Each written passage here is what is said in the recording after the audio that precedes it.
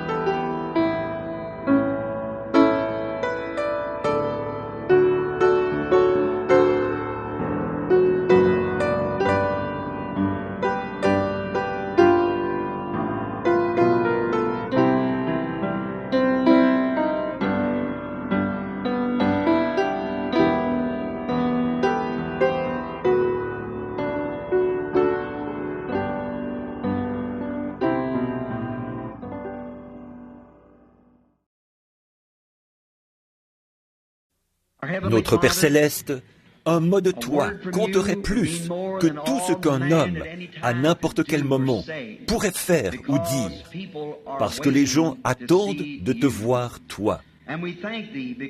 Et nous te remercions parce que ces gens sont dans une grande attente. Ils s'attendent à ce que quelque chose se produise. Et quand les gens ont soif de quelque chose, que la profondeur appelle la profondeur, il faut obligatoirement qu'il y ait une profondeur pour répondre à cet appel. Et c'est pour ça que nous sommes ici ce soir, parce que ces ministres et ces gens avaient à cœur de nous faire venir pour une réunion, en vue de solliciter tes faveurs et tes bénédictions, car ils croient que tu guériras les malades, que tu sauveras les perdus et que tu manifesteras ta parole. Nous te prions, Père Céleste, de nous accorder cela, alors que nous nous attendrons humblement à toi, soir après soir. Qu'il y ait une puissante effusion du Saint-Esprit, et que chaque personne devienne aveugle à tout ce qui l'entoure, à tout sauf à Dieu. Qu'il y ait un grand cri parmi les gens, qu'ils soient assoiffés de Dieu, au point qu'un réveil se produira dans toute cette région, et que chaque église sera bondée de gens. Des pécheurs imploreront à grands cris la miséricorde de Dieu. Et le Saint-Esprit guérira les malades, fera marcher les boiteux, ressuscitera les morts, et accordera ces choses qui ont été promises dans ta parole. Viens, Seigneur Jésus, et accomplis ta promesse. Viens à nous ce soir. Nous croyons que tu es le même, hier, aujourd'hui et éternellement, que tes promesses ne peuvent pas faillir. Les cieux et la terre passeront, mais ta parole ne faillira pas. Que notre entendement soit ouvert. Que le Saint-Esprit vienne préparer le terrain pour l'ensemencement. Que notre entendement soit ouvert à l'Esprit et à la puissance de Dieu ce soir, pour qu'il puisse manifester ses paroles de promesse à travers nous. Car nous le demandons au nom de Jésus. Amen. Maintenant, ce soir, pour vous qui suivez le texte, prenons dans la Bible le livre de 2 Pierre et commençons au verset 15, juste pour parler sur les Écritures pendant quelques instants. Mais j'aurai soin qu'après mon départ, vous puissiez toujours vous souvenir de ces choses. Ce n'est pas, en effet, en suivant des dessins, des fables habilement conçues, que nous vous avons fait connaître la puissance et l'avènement du Seigneur Jésus-Christ. Mais c'est comme ayant vu sa majesté de nos propres yeux. J'aime ça, de nos propres yeux. Pas une fable quelconque. Nous sommes témoins de ce dont nous parlons. Car il a reçu de Dieu le Père honneur et gloire. Et la gloire magnifique lui fit entendre une voix qui disait « Celui-ci est mon Fils bien-aimé, en qui j'ai mis toute mon affection. » Et nous avons entendu cette voix venant du ciel lorsque nous étions avec lui sur la sainte montagne. Et nous tenons pour d'autant plus certaine la parole prophétique à laquelle vous faites bien de prêter attention, comme à une lampe qui brille dans lieu obscur, jusqu'à ce que le jour vienne apparaître et que l'étoile du matin se lève dans vos cœurs. Sachant tout d'abord vous-même qu'aucune prophétie de l'Écriture ne peut être un objet d'interprétation particulière, car ce n'est pas par une volonté d'homme qu'une prophétie a jamais été apportée. Mais c'est poussé par le Saint-Esprit que des hommes saints ont parlé de la part de Dieu. Que le Seigneur ajoute ses bénédictions à la lecture de sa parole. Maintenant, je vais prendre comme sujet Dieu et son propre interprète. Nous vivons à une époque de confusion. Nous vivons à une époque où les hommes et les femmes ne savent plus trop ce qu'ils doivent faire. On dirait que tout est chambardé. On dirait que qu'il y a tant de façons de voir les choses. Ça, c'est l'œuvre de Satan. Or, Dieu ne peut pas juger un peuple avec droiture, justice, sans qu'il y ait un critère selon lequel le juger. Et la Bible déclare qu'il jugera tous les hommes par Jésus-Christ. Et Jésus-Christ est la parole. Dans Jean, chapitre 1, il est dit « Au commencement était la parole, et la parole était avec Dieu, et la parole était Dieu, et la parole a été faite chair, et elle a habité parmi nous. » Maintenant, tout ce que nous sommes aujourd'hui est l'expression de ses attributs. En Dieu, d'abord, il n'était même pas Dieu. Dieu, nous l'appellerions simplement l'Éternel. Il n'était pas Dieu, parce que le mot anglais « God » signifie objet d'adoration, et il n'y avait rien qui puisse l'adorer. Donc, il était l'Éternel, la source maîtresse de toute intelligence. Et dans cette source de toute intelligence, il n'y avait pas d'atomes, pas de molécules, ni rien. Pas de lumière nulle part, pas d'étoiles, pas de lune, ni rien d'autre. Dieu, ce que nous connaissons comme Dieu, le grand esprit qui était éternel, qui n'a jamais eu de commencement, qui n'a jamais eu de fin, il était là. Et en lui étaient des attributs d'être Dieu, et puis ses attributs d'être un père, ses attributs d'être un fils, ses attributs d'être un sauveur, ses attributs d'être un guérisseur. Tous ces attributs étaient en lui. Et maintenant, ces choses qui se sont dévoilées depuis ne sont que la manifestation de ses attributs. Ce que je veux dire par attribut, c'était ses pensées. Et une parole est une pensée exprimée. Alors, c'est ce qui était dans sa pensée. Aussi, lorsqu'il a dit qu'il y ait, il y eut, qu'il y ait, il y eut. Et maintenant, souvenez-vous, vous les chrétiens, vous étiez ses pensées avant qu'il y ait un monde. Et vous êtes la manifestation de sa pensée. Avant même qu'il y ait un monde, vous étiez en Christ. Amen. En Dieu au commencement. Alors, voyez-vous, cela fait de vous ses sujets. Et tout ça, c'est Dieu lui-même qui se matérialise d'une manière tangible pour pouvoir être touché, vu et tout. Et tout ça, voilà, c'est ce que Dieu est. Alors les gens disent, l'interprétation. Je parlais il n'y a pas longtemps dans une réunion. Un homme m'a dit, il a dit, « Frère Branham, vous avez la mauvaise interprétation.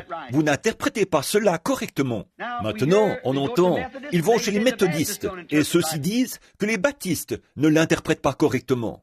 Les baptistes disent que les pentecôtistes ne l'interprètent pas correctement. Les pentecôtistes disent que les unitaires ne l'interprètent pas correctement. Les unitaires disent que les assemblées ne l'interprètent pas correctement. Chacun affirme que l'autre ne l'interprète pas correctement. Dieu est son propre interprète. Il n'a pas besoin que qui que ce soit interprète pour lui. Il fait l'interprétation par lui-même. Quel est l'homme qui peut interpréter Dieu ? Dieu est son propre interprète. Maintenant, Pierre parle ici, nous voyons qu'au commencement, quand Dieu a dit que la lumière soit et que la lumière fut, en voilà l'interprétation. Quand Dieu a dit quelque chose et que la chose s'est manifestée, alors voilà l'interprétation de Dieu qui indique que sa parole est vraie. Voyez, quand il a dit que la lumière soit, c'était dans sa pensée d'abord, avant que la lumière existe. Quand il a dit que la lumière soit, la lumière a jailli dans les cieux. En voilà l'interprétation. Personne n'a besoin d'interpréter cela, car Dieu l'a dit, et voilà, c'est arrivé. Quand Dieu parle et que la chose se manifeste, voilà l'interprétation de sa parole. Pourquoi les hommes ne peuvent-ils pas voir ça? Pourquoi les gens ne le voient-ils pas? Quand Dieu fait une promesse, et que Dieu dit, au commencement, dans la Genèse, il a assigné une portion de sa parole à chaque âge, à partir du commencement jusqu'à la fin.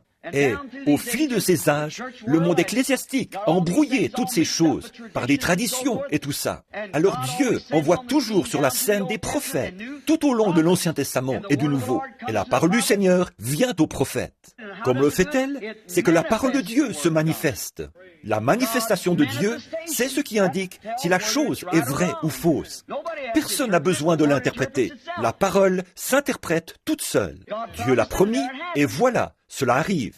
Ça sert à quoi de dire autre chose à ce sujet? Quel est l'homme pécheur qui oserait dire, quand Dieu a fait une promesse et que Dieu l'accomplit, que cette interprétation-là est fausse? C'est Dieu lui-même qui fait l'interprétation par lui-même, qui l'interprète. Il n'a besoin de personne pour lui servir d'interprète. Il l'interprète lui-même en manifestant ce qu'il a promis qu'il ferait. Oh, si seulement l'Église pouvait voir ça et voir les promesses qui ont été destinées à chaque âge. Dans tous les autres âges, Dieu a envoyé sur la scène, même tout au long des 7 âges de l'Église, et a manifesté tout ce qu'il avait promis de faire. Tout. Il n'y a rien qui n'a pas été accompli. Exactement. Ce qu'il avait dit qu'il ferait, il l'a fait. En effet, quand Dieu a dit, là, dans Ésaïe, il a dit, une vierge concevra, et elle l'a fait. Maintenant, qui peut interpréter ça? C'est Dieu qui en a fait l'interprétation. Il a dit, une vierge concevra, et elle a conçu. Maintenant, qu'est-ce que vous ne pouvez pas, il n'y a rien à ajouter, parce que Dieu a dit qu'elle concevrait, et elle l'a fait. Mais l'Église, à l'époque, était trop aveugle pour voir ça. Voyez, ils avaient leur propre conception de la chose. C'était trop différent de ce à quoi ils s'attendaient. Pierre, ici, en se référant à ce qui était arrivé, a dit, Dieu, par sa parole, a manifesté Christ. Il a dit, celui-ci est mon Fils bien-aimé. Ses croyances se tenaient là, et Christ était la manifestation de Dieu. Par sa parole, il manifeste toujours Christ, parce que Christ est la parole. C'est ce qu'il manifeste toujours. Quand il a dit, du temps de Noé, Christ était en Noé. Croyez-vous ça? Noé avait dit, il va pleuvoir, il y aura une pluie, la terre sera détruite. Il a plu, ça n'avait besoin d'aucune interprétation. Il a plu, parce que Dieu, en Noé, avait dit, il va pleuvoir. Il était un prophète. La preuve, c'est que ce qu'il avait dit est arrivé. Donc, on n'a pas besoin d'interpréter ça. Certains de ceux qui étaient présents ont peut-être dit, Cet homme ne sait pas ce qu'il dit, mais Dieu avait toujours promis, si quelqu'un parmi vous est inspiré ou prophète, et que ce qu'il dit arrive, alors écoutez ce qu'il dit. Exactement, parce que c'est la vérité. C'est nécessairement en conformité avec la parole. Et Noé était en conformité avec la parole. Quand il a prophétisé qu'il allait pleuvoir, il a plu. Ça n'avait besoin d'aucune interprétation, puisque c'est exactement ce qui est arrivé. Ésaïe avait dit, une vierge concevra, et elle l'a fait. Ça, c'était quelque chose de très inhabituel. En effet, voyez, ce n'est que plusieurs centaines d'années plus tard que cette vierge a conçu. C'était quelque chose de vraiment inhabituel, au point qu'un brave homme du nom de Joseph, son époux, qui était un homme de bien et qui ne voulait pas la diffamer, ce brave homme, à cette époque-là, Joseph, ce qu'il a dû ressentir alors qu'il était fiancé, le fiancé de Marie. Elle était fiancée. En ce temps-là, transgresser cela, c'était exactement la même chose que commettre un adultère. Et, bien entendu, Joseph, il lui semblait que Marie cherchait à l'utiliser comme écran, à se servir de lui, comme couverture pour sa faute. Car voilà, elle s'était retrouvée enceinte sans être mariée. Elle n'était que fiancée. Une ruse pareille, et c'était la mort par lapidation. Forcément, selon la loi. Et Joseph, son époux, était un homme juste, un homme très juste. Il avait foi en Dieu. Et quand elle le regardait, avec ses beaux grands yeux très doux, en disant, « Joseph, l'archange Gabriel m'a visité et m'a annoncé que j'allais concevoir sans avoir connu d'homme. » Or, si seulement Joseph avait regardé dans l'Écriture, le prophète avait dit qu'elle le ferait. C'était simplement Dieu qui interprétait sa propre parole. Voyez, mais c'était quelque chose de trop inhabituel. C'est ça le problème, dans tous les âges. La parole de Dieu est étrangère aux gens. C'est quelque chose de trop inhabituel. Ce que Dieu fait, c'est toujours quelque chose d'inhabituel. Partout où Dieu est, il y a quelque chose d'inhabituel. Cela va à l'encontre des systèmes du monde, parce que ils ont arrangé les choses à leur manière, selon leur façon de voir. Mais Dieu intervient et il fait des choses inhabituelles. Comment cette vierge a-t-elle pu concevoir? Il était honnête. Il cherchait la face de Dieu à ce sujet. Et là, Dieu lui a parlé dans un songe. Il lui a dit, « Joseph, fils de David, ne crains pas de prendre avec toi Marie, ta femme, car l'enfant qu'elle a conçu vient du Saint-Esprit. Dieu l'a couverte de son ombre. Voilà ce qui a produit cela. » Avez-vous déjà remarqué le moyen que Dieu a utilisé pour traiter avec Joseph, là? C'était une voie secondaire, par un songe. Or, nous savons que les songes existent. Nous croyons aux songes. Je crois aux songes. Dieu a toujours traité avec les gens au moyen des songes. Par contre, les songes sont une voie secondaire, voyez? Ils peuvent être vrais ou faux, à moins d'être interprétés.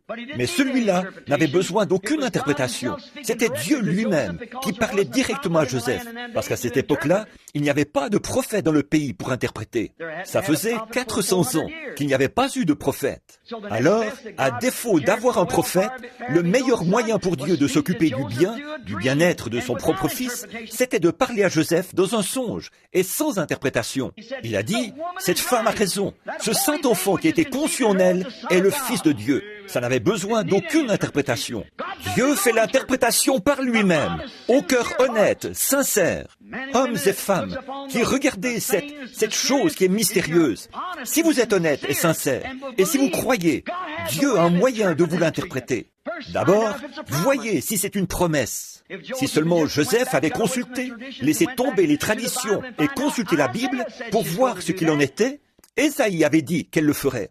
Et les choses qui avaient été annoncées, sa naissance et toutes ces choses avaient été annoncées par les Écritures, par les saints prophètes, comme l'a dit Pierre. Et personne n'a le droit d'y ajouter une interprétation particulière. C'est exactement ce que Dieu avait dit qu'il arriverait. Il était la manifestation de la parole de Dieu promise pour ce jour-là. Dieu l'avait dit, alors voilà, c'est arrivé. L'affaire était réglée. Jésus a dit, quand il était sur terre, alors que les gens n'arrivaient pas à comprendre son ministère, c'était trop glorieux, trop phénomène. Il n'y arrivait pas, trop phénoménal, plutôt. Il n'arrivait pas à le comprendre. Il a dit, sondez les Écritures. J'espère que je ne vous assourdis pas là-bas, en faisant tonner ma voix là-dedans. Sondez les Écritures, parce que vous pensez avoir en elles la vie éternelle. Ce sont elles qui rendent témoignage de moi, voyez? Ce sont elles qui vous disent qui je suis.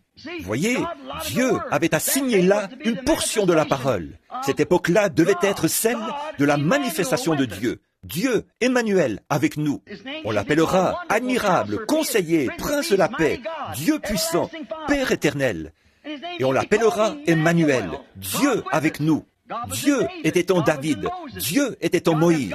Dieu, c'était Dieu tout au long, qui se manifestait pour l'âge. Mais pour cet âge-ci, une vierge concevra, elle enfantera un fils, et il sera Dieu avec nous.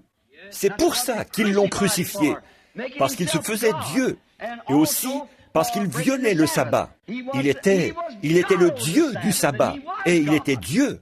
Il n'était pas qu'un homme ordinaire, ou un prophète ordinaire, bien qu'il fût un homme ordinaire et un prophète, mais il était le prophète Dieu, et il était l'accomplissement de la parole, exactement ce que Dieu avait dit qu'il ferait.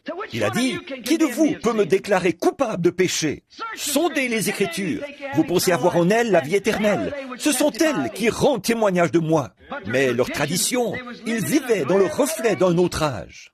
Comme je le prêchais il y a quelques semaines, vivre dans un reflet. Un reflet, c'est un mirage. C'est le soleil qui se reflète. Et c'est quelque chose qui est faux.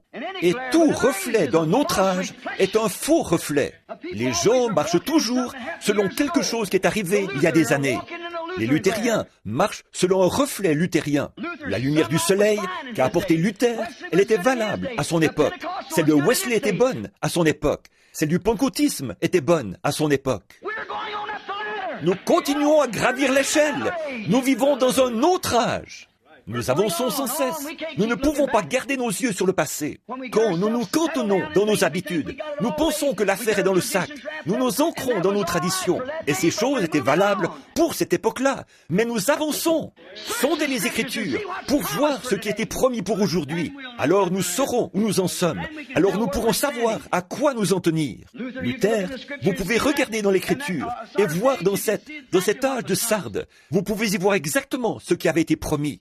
Regardez quel genre de cavalier est sorti. Regardez ce qui est sorti pour l'affronter, exactement. Le savoir-faire de l'homme, la réforme. Observez Wesley et tout, et jusque dans l'âge du pentecôtisme, et tout au long de cet âge-là. Observez le déroulement. Regardez les Écritures. Voyez où nous en sommes. C'est pour cette raison que Jésus a dit, « Sondez les Écritures. Voyez où nous en sommes. » Je crois que nous sommes au temps même de la venue du Fils de Dieu. Je crois que nous sommes à l'âge de l'heure même où il pourrait apparaître d'un instant à l'autre. Je crois que c'est ce que les Écritures déclarent, que nous sommes aux dernières heures de l'histoire de ce monde. Je peux voir les choses prendre forme. Je vois ce conseil œcuménique qui entraîne toutes les églises là-dedans, dans la marque de la bête. Je vois l'Empire romain, ce qu'il fait, et tous les autres. Je les vois qui s'unissent, qui ferment l'accès à la lumière, qui excluent l'Évangile. Tout le monde devra faire partie de cela et marcher à leur lumière à eux. Sinon, on ne marchera pas du tout. Voyez, nous sommes au temps de la fin. Il ne nous reste plus qu'à nous attacher fermement à Dieu et à croire sa parole. La parole a toujours raison. Dans l'âge de l'église de Laodicée, de tous les âges de l'église, c'est le seul où Christ a été expulsé de l'église. Il était à l'extérieur, il frappait. Qu'est-ce qui s'est passé? Ce conseil œcuménique, c'est ce qui va l'expulser. La Bible dit qu'il serait à l'extérieur, et il y est. Cela ferme l'accès. À quoi? À la parole. Et il est la parole. Il a toujours été la parole. Et il est encore la parole ce soir. Il est la parole. La Bible dit, la parole est plus tranchante, plus efficace qu'une épée à 2 tranchants. Hébreux chapitre 4. Elle discerne les pensées et les intentions du cœur. Voilà ce qu'était la parole. Ils auraient dû reconnaître qui il était quand Jésus a dit ça, ce jour-là. Remarquez ce qu'il a fait. Un jour, il se tenait là, au tout début de son ministère. Un homme est venu à lui. Il s'appelait Simon, Simon Pierre. Et lorsque Pierre a posé son regard sur lui et l'a vu, Jésus lui a dit, « Tu t'appelles Simon et tu es le fils de Jonas. » Il devait bien savoir que Moïse avait dit, « L'Éternel votre Dieu suscitera un prophète semblable à moi, et vous devrez l'écouter. » Voici un homme qui ne l'avait jamais vu de sa vie, qui lui dit, « Tu t'appelles Simon et tu es le fils de Jonas. » Eh bien, il a tout de suite su que ça ne pouvait être que... Il n'avait pas eu de prophète depuis des centaines d'années. Et voici un homme qui lui dit qui il est. Ce n'est pas étonnant qu'il ait pu recevoir cela. Philippe, à ce moment-là, est allé trouver Nathanaël, qui était sous un arbre, et il l'a amené à Jésus. Jésus a dit, « Voici un Israélite dans lequel il n'y a point de fraude. » Il a dit, « Rabbi, d'où me connais-tu » Il a dit, « Avant que Philippe t'appelle, quand tu étais sous l'arbre, je t'ai vu. » Il a dit, « Rabbi, tu es le Fils de Dieu, tu es le roi d'Israël. » Il savait que c'était lui. Quoi? Ça n'avait besoin d'aucune interprétation. Jéhovah l'avait dit. Il y avait là ceux qui ne croyaient pas ça. Ils disaient, « Cet homme est Belzébul. Il emploie un genre de stratagème. C'est un diseur de bonne aventure, ou quelque chose comme ça. » Jésus les a regardés et il a dit, « Eh bien, vous dites cela contre le Fils de l'homme. Cela vous sera pardonné. Mais quand le Saint-Esprit sera venu faire la même chose, si vous parlez contre cela, il ne vous sera jamais pardonné, ni dans ce siècle, ni dans le siècle à venir. » Il prophétisait pour notre époque à nous, le jour que nous allions connaître. Car il est le même, hier, aujourd'hui, éternellement. Souvenez-vous, c'était Jésus-Christ qui était en Moïse. C'était Jésus-Christ qui était en David. Quand David, le fils de David, est monté sur la montagne, un roi rejeté, et qu'il a pleuré sur Jérusalem, c'était nul autre que Christ en lui. En effet, à peu près 800 ans plus tard, le fils de David, du haut de la montagne des Oliviers, a regardé Jérusalem et a pleuré. Il a dit, « Jérusalem, Jérusalem, combien de fois ai-je voulu te prendre sous mes ailes, comme une poule rassemble ses poussins, mais tu ne l'as pas voulu. » Quand Joseph était en prison, c'était Jésus. Quand il était vendu pour presque 30 pièces d'argent, c'était Jésus. Quand il est devenu le bras droit de Potiphar, c'était Jésus. Quand il s'est assis à la droite de Pharaon, quand il sortait, tout le monde, la trompette sonnait et tout le monde devait fléchir le genou. C'était Jésus. Personne ne pouvait venir à Pharaon sans passer par Joseph. Personne ne peut venir à Dieu sans passer par Jésus. C'était Jésus, la parole prophétisée qui s'accomplissait, annoncée par des ombres et des types. Quand Jésus était ici sur terre, il a fait la même chose que ce qu'avaient fait les prophètes. Et c'est comme ça qu'ils ont su qu'il était la manifestation de Dieu, de sa parole. Ça n'avait pas besoin d'être interprété. Quand Nathanaël a vu cela, il s'est prosterné et a dit, « Tu es le roi d'Israël, le Fils de Dieu, le roi d'Israël. » Nous savons que personne ne peut faire ceci. Nicodème est venu de nuit. Il a dit la même chose de la part des pharisiens. Mais vous voyez, ils étaient tellement accrochés à leur conseil œcuménique qu'ils ne pouvaient pas accepter cela. Il a exprimé ce qu'il disait. Il a dit, « Rabbi, nous, c'est qui? Leur conseil. Nous savons que tu es un docteur venu de Dieu, parce que personne ne peut faire ces choses si Dieu n'est avec lui. » Ils reconnaissaient cela, ils le savaient, mais ils étaient tellement pris là-dedans. Et Dieu, au cours des 40 dernières années, a secoué cette nation par le baptême du Saint-Esprit. Pourtant, les hommes et les femmes sont encore en dehors de cela, parce qu'ils sont pris dans cette même chose. Ils vivent dans le reflet d'une autre époque. Qu'est-ce qu'il y a? Tout le monde veut être méthodiste, baptiste, presbytérien, luthérien ou quelque chose du genre. Voyez, c'est un reflet. Ils vivaient dans le reflet de l'époque de Moïse. Qu'est-ce qu'il a dit? Il a dit, eux disaient, nous sommes disciples de Moïse. Il a dit, si vous aviez connu Moïse, vous me connaîtriez aussi. Moïse a écrit à mon sujet. Si vous aviez connu Luther, vous connaîtriez aussi cet âge-ci. Si vous aviez connu l'âge méthodiste, vous connaîtriez aussi cet âge-ci. Parce que Christ a écrit au sujet de cet âge-ci. Les paroles qui sont en train de s'accomplir, c'est ce qui doit s'accomplir dans cet âge-ci. Personne n'a besoin d'interpréter cela. Dieu fait l'interprétation par lui-même. Dieu l'interprète lui-même, parce qu'il est le seul qui peut interpréter cela. Les promesses de Dieu sont toujours la confirmation de ce qu'il a dit. Et c'est ça, l'interprétation. Or, Jésus, pour gagner du temps, Jésus a dit dans Jean chapitre 14, verset 12, « Celui qui croit en moi fera lui aussi les œuvres que je fais. » Est-ce qu'il a dit? C'est exact. Ça n'a pas besoin d'être interprété. Quand quelqu'un fait cette œuvre-là, voilà, c'est Dieu, certainement. Il a aussi dit là, ce qui arriva du temps de Lot arrivera de même à l'avènement du Fils de l'homme. C'est Jésus qui l'a dit. Est-ce qu'il l'a dit? Bien sûr qu'il l'a dit. Ça n'a pas besoin d'être interprété. Ils disent, eh bien, ça voulait dire exactement ce qu'il a dit. Ce qui arriva du temps de Lot arrivera de même à l'avènement du Fils de l'homme. Qu'est-ce qu'il y avait du temps de Lot? Retournons-y pendant un instant pour voir ce qu'il faisait. Il y avait 3 catégories de gens du temps de Lot. Le croyant, le soi-disant croyant et l'incroyant. C'est ce qu'on trouve dans chaque groupe, la même chose. Nous voyons que les sodomites, c'était l'incroyant. Lot, c'était le soi-disant croyant. Abraham, c'était le croyant. C'est à lui que l'alliance a été confirmée. C'est lui qui attendait un fils promis. C'est lui qui s'attendait à cela. Amen. Je ne me dis pas Amen à moi. Amen, ça veut dire qu'il en soit ainsi. Et c'est vrai.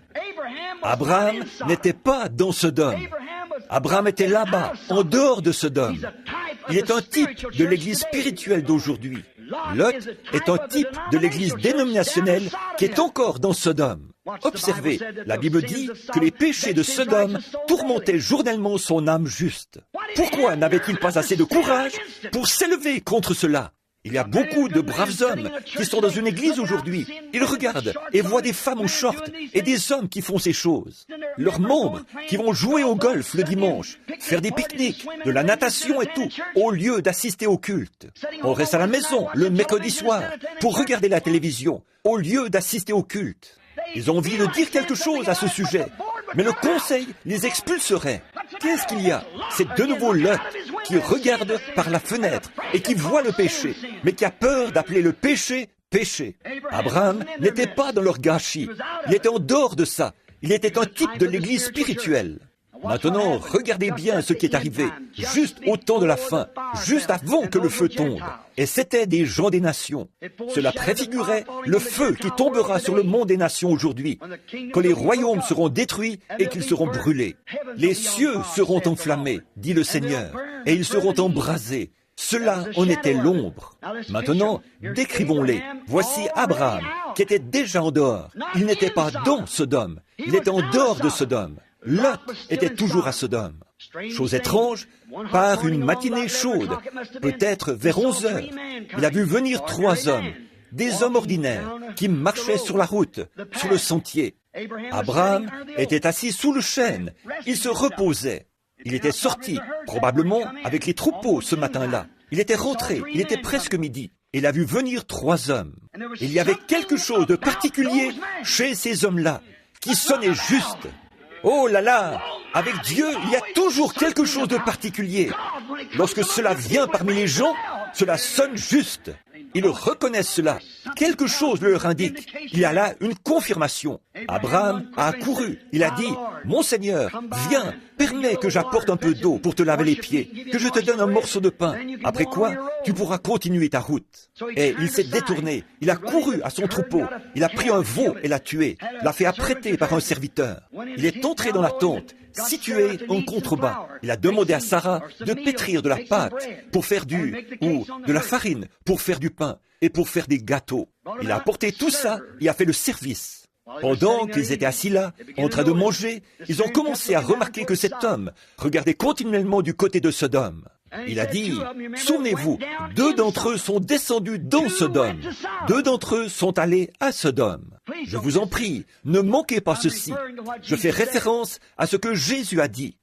2 d'entre eux sont allés à Sodome pour en faire sortir Lot et ceux qui étaient prêts à sortir là-bas. Et les 2 qui sont allés, ils sont allés prêcher là-bas. Et il y en a un qui est resté avec Abraham. Observez le signe qu'il a accompli. Ils ont eu un signe là-bas. Il y a eu, les sodomites ont été frappés d'aveuglement. La prédication de l'Évangile aveugle toujours l'incroyant. Et remarquez ce qui a produit cela. Or, il y en a un qui est resté là et qui a accompli un signe devant Abraham. Maintenant, avez-vous déjà remarqué, n'importe quel historien, remontez le cours des Écritures, remontez le cours de l'histoire.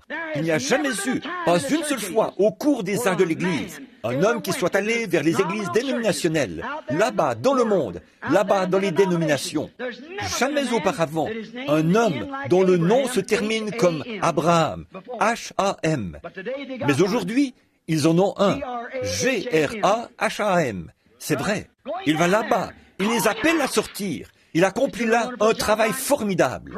Graham, Billy Graham, le serviteur de Dieu, là-bas, parmi les dénominations, les politiciens et toutes ces choses. Il combat tout ça.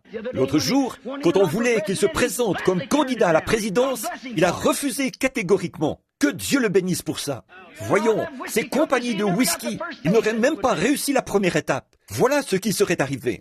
Elles auraient dépensé des milliards de dollars, vu que, de toute façon, ils les auraient éliminés, ces compagnies de cigarettes et de choses comme celle-là. Voyez, il est là-bas comme messager de Dieu aux Sodomites. Exactement. Mais souvenez-vous, il y en a un qui est resté là avec Abraham. Un autre homme, pas les deux, qui sont descendus là-bas, comme des évangélistes modernes, qui sont descendus prêcher là-bas. Remarquez, il y en a un qui est resté là, deux sont descendus là-bas, et un est resté ici avec Abraham. Et celui qui est resté avec Abraham lui a donné un signe. Maintenant, observez, son nom était Abraham, et celui de sa femme, Saraï. Juste un jour ou deux avant cela, Dieu lui était apparu et lui avait dit, « Je change maintenant ton nom d'Abraham en Abraham. » Voyez, G-R-A-H-A-M, c'est 6 lettres, l'homme. Mais A-B-R-A-H-A-M, c'est 7 lettres, H-A-M, une terminaison en H-A-M. Donc ici, dans l'église spirituelle, il y en a un qui a été envoyé là à Abraham. Et remarquez ce qu'il a dit. Il a dit « Abraham », non pas Abraham, Abraham. Où est ta femme? Non pas S-A-R-A-I, S-A-R-A. Où est ta femme Sarah? Regardez bien ce qu'il a dit. Elle est dans la tente, derrière toi. Et il a dit « Je te visiterai. Je vais te visiter. » Vous voyez, ce pronom personnel, lui, selon la promesse qu'il avait faite. C'était Dieu. Il a dit « Je vais te visiter. » Et Sarah, exprimée comme ça, nous pourrons tous comprendre, a ri par en dessous, en elle-même. Elle a dit, « Moi, une vieille femme, à 100 ans, mon Seigneur, lequel était Abraham, est vieux aussi. On n'a plus l'âge de faire comme les jeunes. » Elle a dit, « Voyons, nous ne pouvons plus avoir ce genre de plaisir. Je suis vieille et il est vieux. » Elle a dit, « Nous ne pouvons plus avoir ça. » Elle a dit, « Comment? Ces choses ne sont pas possibles. » Et l'homme, Dieu dans une chair humaine, a dit, pourquoi Sarah a-t-elle ri et douté en disant ces choses? Dans la tente derrière lui. Maintenant, voyez, si ce n'est pas là le ministère même qu'a exercé Jésus-Christ. Il regardait l'auditoire et connaissait leurs pensées. Il a dit à Pierre qui il était et comment s'appelait son père. Il l'a dit à Nathanaël. Il a dit à la femme au puits, quand elle a dit, il a dit, va me chercher à boire ou apporte-moi à boire. Elle a dit, Seigneur, il n'est pas de mise pour toi pour vous, les Juifs, de parler aux Samaritains. Nous n'avons pas de relation entre nous. Il a dit, mais si tu savais à qui tu parles, c'est toi qui me demanderais à boire. La conversation s'est poursuivie. Il a dit, va chercher ton mari et viens ici. Elle a répondu, je n'ai pas de mari. Il a dit, tu as eu raison de dire cela, car tu en as eu 5. Elle a dit, Seigneur, regardez la différence entre elle et les sacrificateurs de ce temps-là, ce conseil qui vivait dans le reflet d'une autre époque. Eux, ils ont dit, c'est le diable. Il fallait bien qu'ils disent quelque chose à leur assemblée, parce qu'il fallait une réponse. Mais qu'a fait cette pauvre petite femme qui avait cette semence prédestinée dans son cœur? Elle en avait eu assez de ce genre de choses, et s'était alors mise à faire le trottoir comme prostituée. Mais quand elle a vu cela, elle a dit, Seigneur, je vois que tu es prophète. Nous n'en avons pas eu depuis 400 ans. Et on nous dit que quand le Messie viendra, il fera ces choses. Oh là là, cette semence qui se trouvait là a tout de suite pris vie. Pourquoi? Ça n'avait pas besoin d'être interprété. Jésus a dit, je le suis, moi qui te parle. Ça n'avait pas besoin d'être interprété. Il avait accompli le miracle et a testé qu'il était bien le Messie. Amen. Il a rendu témoignage que c'était là exactement ce que Dieu avait promis. L'Éternel ton Dieu suscitera un prophète comme moi, avait dit Moïse. Qu'est-ce que c'était? Une confirmation de l'Écriture. Elle s'en est allée dans la ville en courant et elle a dit, venez voir un homme qui m'a dit ce que j'ai fait. Ne serait-ce point le Christ? N'est-ce pas lui? Il m'a dit ce que j'ai fait. Maintenant, remarquez, Jésus, c'était lui dans cet homme là-bas qui, le dos tourné à la tente, a dit ce que Sarah pensait à l'intérieur de la tente.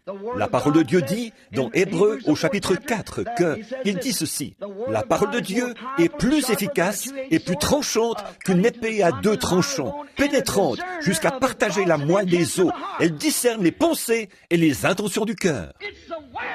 C'est la parole. Et chaque fois qu'un prophète venait, il venait avec la parole. Et il était la parole pour cet âge-là. Et qu'est-ce que cela produisait? un prophétiseur qui discernait les pensées qui étaient dans le cœur. C'est ce que cela produit en Jésus-Christ, parce qu'il était la plénitude de la parole. Et Jésus a dit, ce qui arriva du temps de Sodome arrivera de même à l'avènement du Fils de l'homme. L'Esprit de Dieu allait venir sur terre sous la forme d'êtres humains. Dieu manifesté dans la chair humaine. Amen. Voyez-vous cela? Et ferait la même chose que ce que Dieu, dans une chair humaine, avait fait là-bas à Sodome. Rappelez-vous, ils attendaient un fils promis. Et juste après cela, le fils promis est arrivé. C'est le dernier signe que Sodome et le groupe d'Abraham ont vu avant la venue du fils promis. Avez-vous remarqué ça? Et l'Église spirituelle est maintenant arrivée à cette heure-là. Quelqu'un disait, « Frère Branham, avez-vous dit que c'était Dieu ?» La Bible dit que c'était Dieu. Ça n'a pas besoin d'être interprété. Il est Elohim. C'est comme ça qu'Abraham l'a appelé. N'importe quel lecteur de la Bible sait cela. Elohim, celui qui est entièrement suffisant. Il était le premier, le dernier, le commencement, la fin. Elohim. Abraham l'a appelé Elohim. Dieu, en hébreu, c'est en lettres majuscules. Elohim, tout comme au commencement Dieu, Elohim. Il était Elohim, manifesté dans une chair humaine, portant des vêtements d'humains, mangeant de la nourriture d'humains. Amen. Un signe indiquant que dans les derniers jours, Dieu apparaîtra de nouveau parmi son peuple, dans la chair humaine. Amen. Jésus a dit, vous ferez, vous aussi, les œuvres que je fais. Et ce qui arriva du temps de Sodome arrivera de même à l'avènement du Fils de l'homme. Amen. Ça n'a pas besoin d'être interprété. Ça a besoin d'être manifesté. C'est ça qu'il faut. Amen. Croyez-vous cela? Courbons la tête. Notre Père Céleste, nous te présentons ta promesse ce soir, car c'est toi qui as dit ces choses. Tu les as promises. Personne d'autre que toi ne peut faire vivre ta parole. Tu as dit que la lumière soit, et la lumière fut. Personne n'a à interpréter cela. La chose s'est manifestée. Comme nous avons cité Ésaïe le prophète, une vierge concevra, elle l'a fait. Ça ne demande aucune manifestation, elle l'a fait. C'est ce qui est arrivé. Tu as dit que quand il viendrait, il naîtrait à Bethléem. De Bethléem, en Judée, n'es-tu pas la moindre entre toutes les principales villes de Juda, d'Israël? Mais de toi sortira le chef de mon peuple. Les choses qu'il ferait, ce qu'il s'écrirait à la croix, qu'on le condamnerait, qu'on lui percerait les mains et les pieds. Il était blessé pour nos transgressions et brisé pour notre iniquité. Le châtiment qui nous donne la paix est tombé sur lui. C'est par ses meurtrissures que nous avons été guéris. Et ce que David a dit, je n'abandonnerai pas son âme dans le séjour des morts, et je ne permettrai pas que mon sein voie la corruption.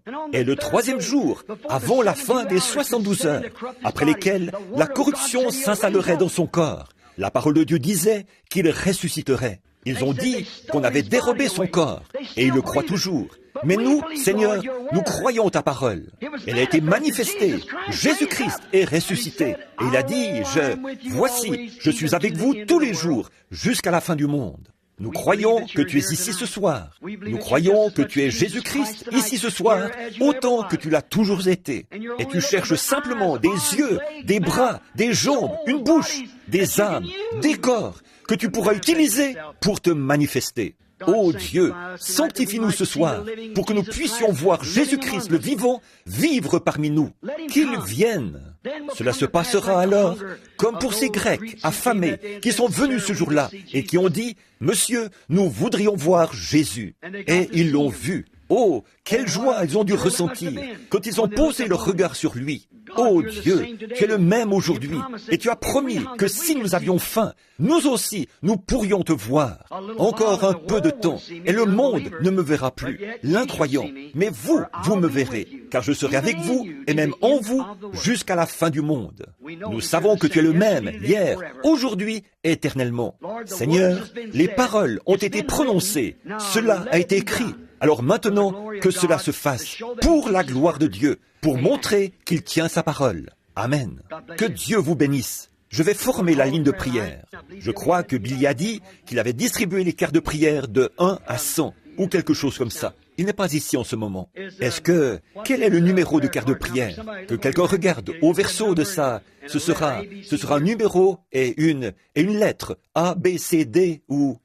Qu'est-ce que c'est? A? Très bien. Prenons A, numéro 1, 2, 3, 4, 5. Commencez à vous lever comme ça. A, numéro 1, numéro 2, numéro 3, numéro 4. 4. Je ne l'ai pas vu se lever. La carte de prière numéro 4. 1, 2, 3, prière. Peut-être que la personne ne peut pas se lever. Si c'est le cas, que quelqu'un regarde la carte de son voisin. Il se peut qu'il ait une carte, mais soit incapable de se lever. Rapidement maintenant. La voilà. 4, 5. La carte de prière numéro 5. 6, 7, 8, 9. 10, 11, 12. Maintenant, commencez à vous avancer ici dès que votre numéro est appelé. Numéro 1, 2, 3, venez tout de suite de ce côté. La carte de prière numéro 1, 2, 3, 4, 5, 6, 7, 8, 9, 10, 11. Venez vous mettre à votre place. 11, 12, 13, 14, 15, 16, 17, 18, 19, 20, 21, 22, 23, 24, 25. S'il y a quelqu'un qui ne peut pas, je vois un jeune homme dans un fauteuil roulant là-bas. Si votre numéro est appelé, fiston, et que vous ne pouvez pas venir, eh bien, levez simplement la main. Nous nous occuperons de vous amener jusqu'ici. Voyez? Combien d'entre vous ici n'ont pas de carte de prière, mais vous êtes malade? Levez la main, partout, par ici, c'est ça, levez la main. Croyez-vous, pendant qu'on les rassemble, croyez-vous ceci, qu'il est le même hier et éternellement? Combien? Observez ces ministres. L'Écriture ne déclare-t-elle pas, frères, qu'aujourd'hui, il est un souverain sacrificateur qui peut compatir à nos faiblesses? Pas vrai? Combien croient cela? Levez la main. Il est un souverain sacrificateur qui peut compatir à nos faiblesses. Alors, si la Bible déclare qu'il est le même hier et éternellement, combien croient cela? Alors, comment agirait-il aujourd'hui? Il agirait forcément comme il a agi hier, pas vrai? Où est-il ce soir? Assis à la droite de la majesté divine. Il y a son corps. Le Saint-Esprit est ici dans le bâtiment pour le faire connaître. Remarquez, observez maintenant. Que s'est-il passé quand quelqu'un a touché son vêtement? Là, une femme, un jour. Elle n'avait pas de carte de prière, disons, mais elle a touché son vêtement. Et quand elle a touché son vêtement, Jésus s'est retourné et il a dit, « Qui m'a touché ?» Pierre l'a repris. Il a dit, « Mais voyons, Seigneur, ça n'a pas l'air raisonnable, ça. » Eh bien, tout le monde cherche à te toucher. Pourquoi dire, « Qui m'a touché ?» Il a dit, « Mais je sens que je me suis affaibli. » Combien savent ça? De la vertu, ce qui signifie de la force, était sorti de lui. Je me suis affaibli. Quelqu'un m'a touché. C'était un contact différent. Il s'est retourné et a promené son regard sur l'auditoire jusqu'à ce qu'il trouve ce canal d'où provenait la foi. Tout le monde passait son bras autour de lui. « Oh, Rabbi, nous croyons en toi !» et tout ça. Mais il y avait là quelqu'un qui croyait réellement. Et elle a touché son vêtement et a cru qu'elle était guérie. Parce qu'elle s'était dit dans son cœur que si elle arrivait à faire ça, c'est ce qui se produirait. Il s'est retourné et a parcouru l'auditoire du regard jusqu'à ce qu'il la trouve. Et il lui a dit que sa perte de sang s'était arrêtée et qu'elle était guérie. Pas vrai? Alors, voilà comme il agissait en présence d'un auditoire. Maintenant, j'affirme qu'il n'est pas mort, qu'il est vivant aujourd'hui, autant qu'il l'a toujours été. Et la Bible dit, Jésus lui-même a dit, ce qui arriva du temps de Sodome arrivera de même à l'avènement du Fils de l'homme. Maintenant, regardez, quel que soit le don dont Dieu dispose ici à l'avant, il faut qu'il y ait aussi un don dans l'auditoire, qui puisse réagir à celui-là. Il est allé dans une ville. La Bible dit qu'il y a beaucoup de choses qu'il n'a pas pu accomplir à cause de leur incrédulité. Pas vrai? C'est la même chose aujourd'hui. Il faut que vous croyiez en lui. Il faut absolument que vous croyiez en lui. C'est la seule voie possible pour vous. Est-ce que la ligne de prière est prête? Maintenant que tout le monde soit respectueux pendant environ 10 minutes. Je ne sais pas si je vais y arriver. On a à peu près 25 ou 30 personnes qui sont là. Mais maintenant, dans la ligne de prière, chacun de vous qui êtes dans la ligne de prière et qui savez que je vous suis inconnu, que je ne sais rien de vous, levez la main. Chacun de vous dans la ligne de prière. Dans l'auditoire maintenant, ceux qui savent que je ne sais rien de vous, levez la main. Bon, maintenant, voici ce que j'essaie de dire, mon ami. Voyez, maintenant, voici. Tous ces ministres sont ici sur l'estrade. Et Christ a fait cette promesse. Voyez, cela a été écrit. Quand cela devait-il s'accomplir? Dans les derniers jours, juste avant l'avènement du Seigneur. Pas vrai? C'est à ce moment-là que cela devait s'accomplir. Maintenant, c'est cela la parole qui était prophétisée pour aujourd'hui. Pas la lumière de Luther, pas la lumière de Wesley, pas même la lumière des pentecôtistes. On est très avancé sur la route maintenant. Or, Luther, c'est bien. Les méthodistes, c'est bien. Les baptistes, c'est bien. Eux tous. Les pentecôtistes, formidables. On en a de toutes sortes, assis ici ce soir. Il ne s'agit pas des individus. Supposons qu'on ne pourrait jamais dire à un méthodiste quoi que ce soit au sujet de Luther, parce que lui, il croit à la sanctification, alors que Luther n'y croit pas. Voyez, on ne pourrait jamais dire à un pentecôtiste que la sanctification, c'est tout ce qu'il y a. Lui, il a vu la restauration des dons. Il ne va pas croire ça. Non, il a plus que ça. Voyez, et celui-là, c'est le dernier âge de l'Église que nous avons eu. Et la Bible dit qu'il n'y aura plus d'âge d'Église. Mais il doit y avoir un rassemblement des gens, voyez, et nous y sommes. Maintenant, souvenez-vous, le dernier signe. Est-ce nous qui attendons un fils promis? Levez la main. Croyez-vous que vous êtes la postérité d'Abraham en étant en Christ? Levez la main. Alors, postérité d'Abraham, reçois ton signe. Il ne se trouve pas à Babylone. Il ne se trouve pas là-bas, dans le monde des dénominations. Il se trouve ici, au milieu de vous, de ceux qui ne sont pas là-bas, dans ce gâchis. Croyez-y. Voici une femme. Elle m'est totalement inconnue. Nous avons à peu près le même âge. Je n'ai jamais vu cette femme de ma vie. Si je pouvais guérir cette femme, je le ferais, si elle est malade. Je ne sais rien d'elle. L'avez-vous vue lever la main il y a quelques minutes? Je ne l'ai jamais vue. Elle est juste une femme qui est debout là. Aujourd'hui, ils sont venus ici. Ils ont apporté un paquet de cartes de prière. Ils les ont toutes mélangées et les ont distribuées aux gens. Quelqu'un a reçu le numéro 1 ici, le numéro 10 là-bas, le numéro 15, le numéro 7, le numéro... Voilà, comme ça. On les mélange toutes, là, devant vous, chaque jour. Et quand on les appelle, on les appelle. Elles sont un peu partout dans la salle, voyez? Mais vous n'avez même pas besoin d'avoir une carte de prière. Restez simplement assis là et croyez. Pourquoi ne pensez-vous ce soir? Prenons conscience de l'heure où nous vivons. Voyez, elle est maintenant presque écoulée, mon ami. Presque écoulée.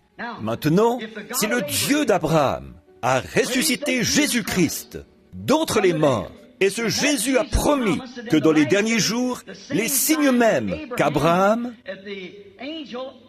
que l'ange, qui était Dieu dans une chair humaine, avait opéré devant Abraham, juste avant que le Fils promis arrive. Jésus a dit que la même chose se produirait aujourd'hui. Maintenant, nous voyons les puissances atomiques et les dénominations, toutes, le gâchis dans lequel elles se trouvent. Nous voyons un Billy Graham là-bas, et un Oral Roberts, et tous ces gens qui sont là-bas, le messager pentecôtiste et le messager dénominationnel qui sont là. Nous voyons tout cela se dérouler. Ils exécutent le signe. Billy Graham, un théologien hors pair, ce à quoi croient les dénominations. Oral Roberts, un guérisseur hors pair, exactement ce que les pentecôtistes. Mais écoutez, il était promis autre chose à la postérité d'Abraham. Eux sont là-bas, parmi ces dénominations. Il doit se produire quelque chose en dehors des dénominations qui va réunir les gens. Nous allons laisser ça de côté jusqu'à demain soir. Regardez bien, je ne connais pas cette femme. Je vais lui tourner le dos. Si le Seigneur Dieu dit quelque chose à cette femme, il se peut que ce soit familial, il se peut que ce soit financier, il se peut que ce soit la maladie, je ne sais pas. Elle saura si c'est la vérité ou non. Et s'il fait la même chose ce soir que ce qu'il avait fait en ce temps-là, croirez-vous le Dieu dont Jésus-Christ a promis la présence ici dans les derniers jours? Combien croient que nous vivons comme à Sodome, alors que le monde entier a sombré dans un état comme celui de Sodome? Combien d'entre vous croient que ce que je vous ai dit ce soir est la vérité? Alors, enfants et postérité d'Abraham, croyez en Dieu. Maintenant, pour ôter de votre esprit que j'essaie de dire quelque chose à cette femme en la regardant en face, ou pour vous ôter toutes ces idées de télépathie, ou tout ce que vous voudriez savoir. Toute personne qui sait ce qu'est la télépathie devrait avoir plus de bon sens que ça. Voyez? Avez-vous déjà vu un télépathe prêcher l'évangile? Avez-vous déjà vu un spirit prêcher l'évangile, accomplir des signes et des prodiges, proclamer que Jésus-Christ est le même? Non. Voyez, c'est la pensée des gens. Voyez, ils sont aveugles. Croyez-vous qu'ils peuvent être aveugles? La Bible dit qu'ils le seraient. Pas vrai? Emportés, enflés d'orgueil, aimant le plaisir plus que Dieu, déloyaux, calomniateurs, intempérants, ennemis des gens de bien, ayant l'apparence de la piété, mais reniant ceux qui ont fait la force. Jésus n'a-t-il pas dit, dans Matthieu 24, 24, que les deux esprits dans les derniers jours allaient presque séduire même les élus, si c'était possible? Mais ce n'est pas possible. Ils étaient dans les pensées de Dieu au commencement, et ils sont une partie de Dieu. Maintenant, Dieu d'Abraham, d'Isaac et de Jacob, que l'on sache ce soir que je dis la vérité à ton sujet. C'est toi, Seigneur. Fais qu'humblement tes serviteurs soient capables de se débarrasser de leurs pensées, afin que tu puisses utiliser nos corps pour ta gloire. Au nom de Jésus, le Fils de Dieu. Amen. Un don, qu'est-ce que c'est? Ce n'est pas quelque chose que vous prenez pour couper et pour retourner. Non, non. C'est savoir vous enlever du chemin, afin que Dieu puisse vous utiliser. Un don, c'est seulement vous enlever du chemin, et alors c'est Dieu qui utilise cela. Si elle n'est pas guérie, la dame derrière moi ne va pas tarder à mourir. La dame derrière moi, un autre homme a prié pour elle tout récemment. Elle a un cancer. Le cancer est dans son sein et aussi dans ses poumons. On a prié pour elle tout récemment et elle essaye d'accepter sa guérison par la foi. C'est ainsi dit le Seigneur. Est-ce vrai, madame? Si c'est vrai, faites signe de la main à l'auditoire. Le Dieu d'Abraham est toujours vivant. Très bien. Repartez en croyant ce que vous croyez là et vous vous rétablirez. Amen. Croyez-vous? Vous dites, est dans l'auditoire. Cette femme assise ici, avec, au bout de la rangée, la deuxième dame, juste là. En me retournant, là j'ai vu quelque chose, un truc enroulé autour de son bras, qui mesurait la tension artérielle, se gonflait. Elle fait de l'hypertension.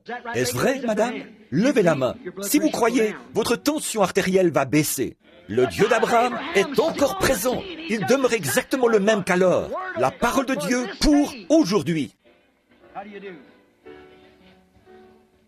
Bonjour. Vous croyez maintenant? Ayez foi en Dieu. Vous me semblez n'être qu'une enfant. Dieu connaît votre cœur, jeune dame, pas moi. Croyez-vous que Dieu peut me révéler ce qui ne va pas? Allez-vous croire en lui si je le fais? Ce n'est pas pour vous, c'est pour quelqu'un d'autre. C'est votre frère. Son état est très grave. Et il est dans une ville au nord d'ici, Tulare. Il est à l'hôpital. Il est atteint de leucémie. Et les médecins l'ont condamné. Il n'y a plus aucun espoir. C'est exact. Croyez-vous? Très bien. Qu'est-ce que vous avez dans la main? Prenez ça et posez-le sur lui. Et ne doutez pas. Croyez. Amen. Croyez-vous? Je n'ai jamais vu cette dame de ma vie. Mais Dieu reste toujours Dieu. Maintenant, dites-moi, quel être humain peut faire ça? L'être humain n'a pas en lui la capacité de faire ça. Il s'agit du Dieu dont Jésus-Christ a promis la présence, ici, dans les derniers jours, et qui allait démontrer lui-même ce qu'il est, là, devant la postérité d'Abraham, comme ce qui était arrivé du temps de Sodome. Maintenant, tenez, je ne connais pas cette dame. Nous sommes inconnus l'un à l'autre. Je pense que c'est la toute première fois que nous nous rencontrons. Croyez-vous que je suis son serviteur? Croyez-vous que ceci est la parole? Et vous savez que si cette parole discerne toujours les pensées et les intentions du cœur, est-ce vrai? Et la parole est aussi guérisseur. Si vous pouvez y croire, vous y croyez.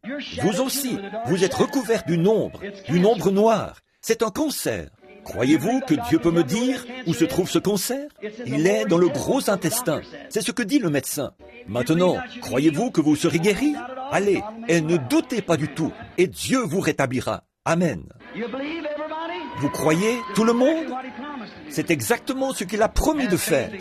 Ayez foi en Dieu. Ne doutez pas. Nous sommes inconnus l'un à l'autre. Je ne vous connais pas. Si nous sommes inconnus, pour que l'auditoire le sache, levons les mains. Je n'ai jamais vu cette femme de ma vie. Croyez-vous là-bas? Croyez-vous que c'est Jésus-Christ? Qu'est-ce que c'est? C'est sa parole.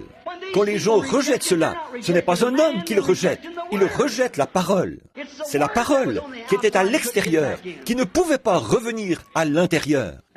Maintenant, cette dame est inconnue. Je ne l'ai jamais vue de ma vie. Dieu est guérisseur. Il se peut que ce ne soit pas pour la guérison. Il se peut que ce soit pour autre chose. Mais si Dieu m'explique quel est votre problème, allez-vous me croire? La première chose pour laquelle vous voulez qu'on prie, c'est que vous avez une oreille malade. Vous êtes sourde d'une oreille. C'est exact, c'est vrai. Et puis, vous avez une habitude, et vous voulez vous débarrasser de cette habitude, celle de fumer la cigarette. Mettez votre doigt dans votre oreille valide maintenant. Très bien, dans votre oreille valide. Très bien. Maintenant, croyez Dieu et continuez votre chemin. Et vous ne fumerez plus de cigarettes non plus, si vous croyez.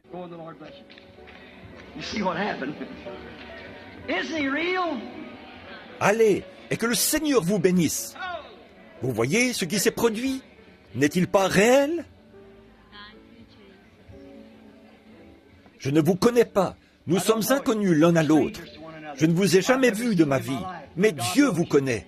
Si Dieu peut me dire quelque chose à votre sujet, allez-vous croire? Est-ce que tout l'auditoire va croire? Est-ce que quelqu'un là-bas connaît cette femme?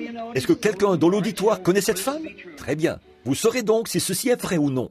Ceci devrait régler la question. Ceci devrait démontrer la vérité.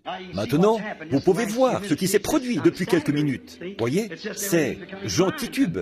Voyez, c'est comme si je ne distinguais plus rien devant moi. Voyez, c'est le discernement. Voyez, c'est le Saint-Esprit. Ce n'est pas moi, c'est la parole promise pour aujourd'hui. Ça n'était jamais arrivé depuis l'époque des apôtres. Jamais. Mais là, il a été dit, juste avant l'avènement du Fils de l'homme, ce qui arriva du temps de Lot arrivera de même à l'avènement du Fils de l'homme. Les incroyants n'y croient pas. On ne s'attend pas à ce qu'ils y croient. Mais les croyants, eux, y croient.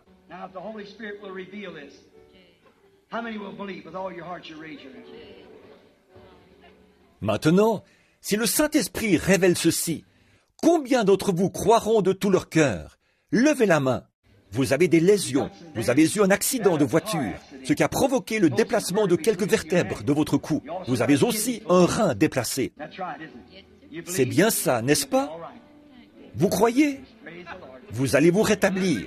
Loué soit l'Éternel. Vous croyez que Dieu guérit les problèmes de rein? Alors allez-y, acceptez votre guérison. Venez, madame. Regardez par ici. Vous croyez que Dieu guérit les maladies de cœur? Très bien. Continuez votre chemin. Croyez et votre cœur se rétablira. Venez. Vous croyez que Dieu peut guérir votre dos, vous rétablir? Alors, allez votre chemin et croyez-le. Croyez simplement Dieu. C'est tout ce que vous avez à faire. Venez, madame. Vous croyez que Dieu guérit les problèmes d'estomac? Allez manger votre souper. Croyez de tout votre cœur. Venez. Vous croyez que Dieu peut guérir l'arthrite?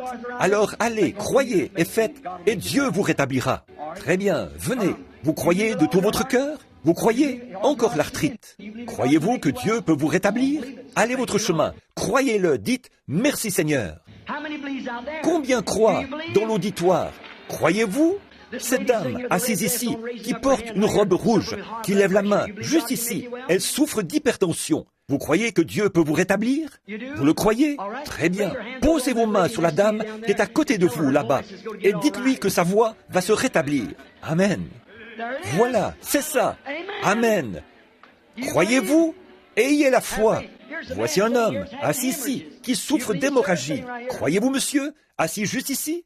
Oui, vous souffrez d'une hémorragie. Vous croyez que ça va guérir?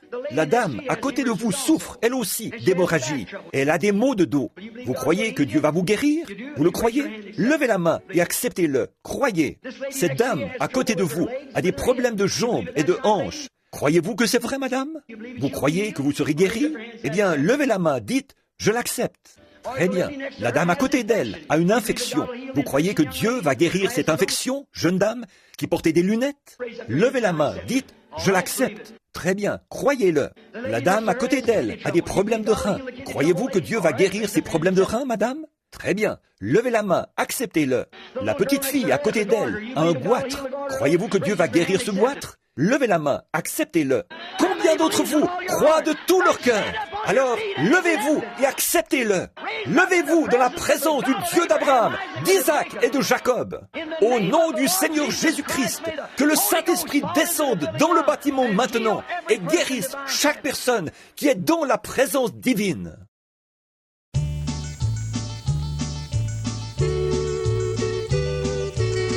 Cantique numéro 53. J'abandonne tout.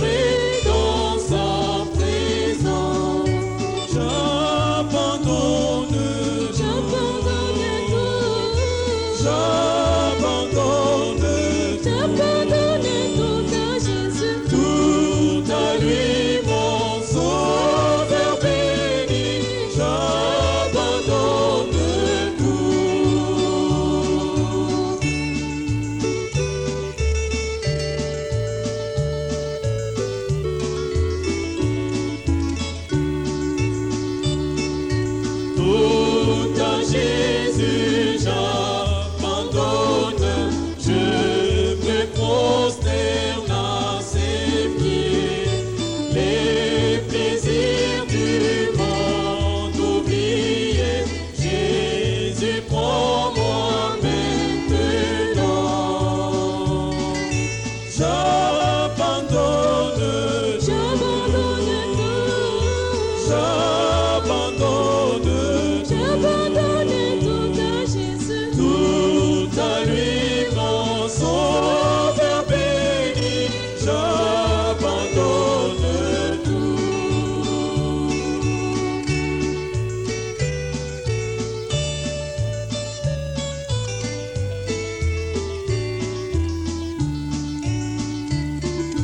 Tout à Jésus j'abandonne, fais-moi sauveur, tout à toi. Laisse-moi sentir le Saint-Esprit, savoir que tu es pour moi. J'abandonne tout. J'abandonne J'abandonne tout à Jésus. tout à lui, mon sauveur béni.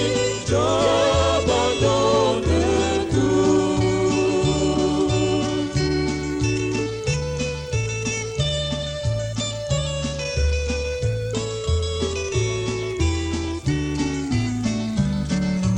Tout à Jésus j'abandonne, Seigneur, je me donne à toi. Remplis-moi de ta puissance, sur moi laisse tes bénédictions. J'abandonne tout. J'abandonne tout.